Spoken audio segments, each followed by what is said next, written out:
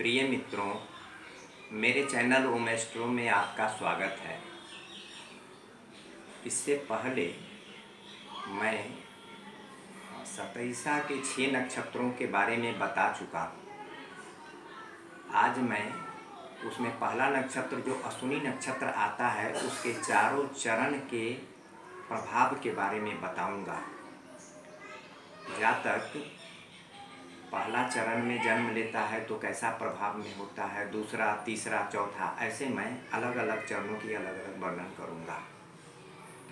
वैसे अश्विनी नक्षत्रों में प्रथम श्रेणी प्राप्त कर चुका है। इसको पहला नक्षत्र मानते हैं, शुरू का स्टार्टिंग का नक्षत्र है, इसलिए इसमें कोई भी पहले से किया हुआ शुभ कार्य अंत नहीं किया जाता है, नहीं तो उसका परिणाम घातक होता है, अशुभ होता है।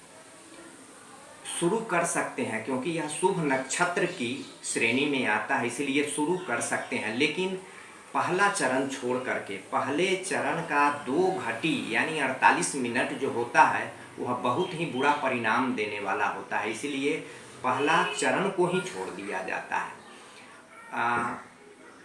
इस नक्षत्र में जन्म लेने वाले बच्चे पर मंगल का प्रभाव बहुत ज़्यादा देखा जाता है, क्योंकि मंगल इस चारों चरण के राशि स्वामी होते हैं और नक्षत्र स्वामी चारों चरण के केतु होते हैं, और नक्षत्र के देवता अश्विनी कुमार चारों चरण के होते हैं, जो देवताओं के शल्य चिकित्सक कहे जाते हैं।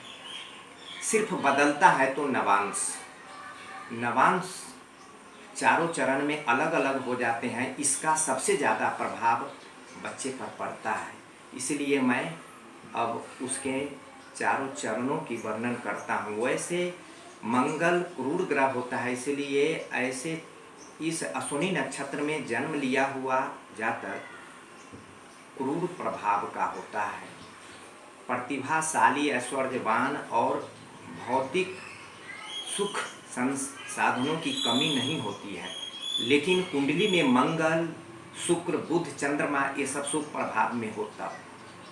इसीलिए जब बच्चे का जन्म होता है तो उसका सूक्ष्म विश्लेषण करवाना चाहिए कुंडली का। चलिए अब प्रथम चरण में आते हैं।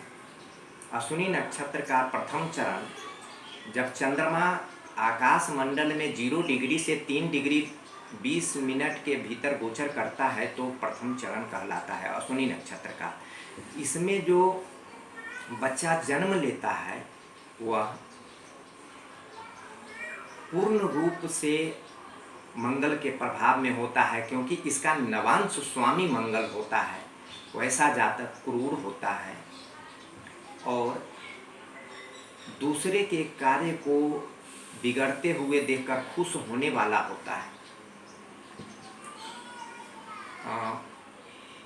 आलोचक होता है, पीठ पीछे किसी की चुगली करने वाला होता है। लेकिन अगर मंगल शुभ प्रभाव में हो तो ऐसा जातक आगे चलकर बहुत बड़ा ऊंचे पोस्ट पर भी जाता है। इसीलिए कुंडली की अध्ययन करने के बाद ही पता चलता है जो यह जातक आगे चलकर क्या बनेगा। दूसरा चरण जो होता है 3 डिग्री 20 मिनट से 6 डिग्री 40 मिनट के भीतर जब चंद्रमा गोचर करता है तो अश्विनी नक्षत्र का दूसरा चरण होता है। इसके नवांश स्वामी शुक्र होते हैं। अब यहाँ पर प्रभाव बदल जाएगा। यहाँ शुक्र अपना प्रभाव देना शुरू करते हैं। अगर अशुभ है तो अशुभ प्रभाव देंगे, शुभ है तो शुभ। मंगल, केतु इस सब का प्रभाव तो रहेगा ही, लेकिन शुक्र का प्रभाव बहुत ज़्यादा ही बदल जाएगा। यहाँ शुक्र अगर शुभ प्रभाव में है तो जातक उसको भौतिक सुख की कोई कमी नहीं होगी, उसके ज़िंदगी में सब सुख उपलब्ध होगा, लेकिन दूसरों के बात पर चलने वाला होगा। ये उसके ज़िंदगी में पूर्ण रूप से ऐसा प्रभाव परिलक्षित दिखाई देगा। तीसरा चरण में बुध नवांश स्वामी होते हैं। ऐसे तीसरे चरण में जन्म लिया हुआ बच्चा गरीब परिवार में भी अगर जन्म लेता है तो अपनी बुद्धि के बल पर वह आगे चल के बहुत बड़ा आदमी होता है, वह मंत्री पद तक प्राप्त करता है। अगर मंगल, बुध ये सब सही है कुंडली में तो ग्रास्पिंग पावर इतनी तेज होती है कि कोई भी कुछ बताता है तो तुरंत उसको सीखने की कोशिश करता है और सीख ही लेता है, बुध अगर अच्छे प्रभाव में है तो। इसलिए बौद्धिक क्षमता से वह दुनिया की बहुत बड़ी ऊंचाई पर पहुंचता है।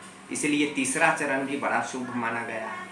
चौथा चरण के नवांश के स्वामी चंद्रमा होते हैं। जब 0 डिग्री से 10 डिग्री से 13 डिग्री 20 मिनट के भीतर चंद्रमा जब गोचर करता है तो यह चौथा चरण अश्विनी नक्षत्र का कहलाता है। इसमें चंद्रमा अगर शुभ प्रभाव में होता है तो बच्चा गुरु भक्त होता है, राजा के द्वारा सम्मानित होता है, राज सम्मान पूर्ण मिलता है, इसको लोगों में सम्मान मिलता है, भावुक होता है, भावनात्मक संबंध जल्दी बना लेता है और राजा के समान जीवन व्यतीत करने वाला होता है।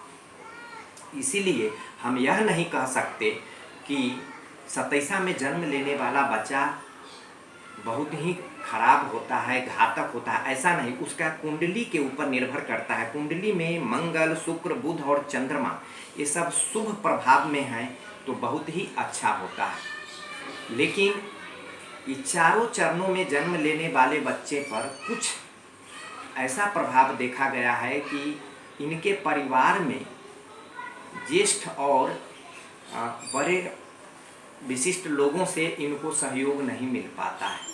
प्रायः यह 2 स्त्रियों का सुख या 2 विवाह वाले जातक होते हैं। धन का ज़्यादा कदा अभाव इनके ज़िंदगी में पाया गया है और चाह कर के भी अपने घर में रहने का सुख बहुत कम मिलता है। वो परदेश में ही अपनी ज़िंदगी व्यतीत करते हैं। तो ये अश्विनी नक्षत्र के चारों चरणों का मैं वर्णन किया हूँ। इसमें शुभ प्रभाव हो तो ज़्यादातर जेल अधिकारी, कोर्ट में बड़े बड़े अधिकारी होते हैं, सेना में, पुलिस में, डॉक्टर, शल्य चिकित्सक, इस सब में भी आगे जाते हैं। लेकिन बच्चा जब जन्म लेता है तो ये तो मैंने 27 नक्षत्र के प्रथम नक्षत्र अश्विनी के चारों चरणों का वर्णन किया। अगले वीडियो में मैं यह बताऊंगा कि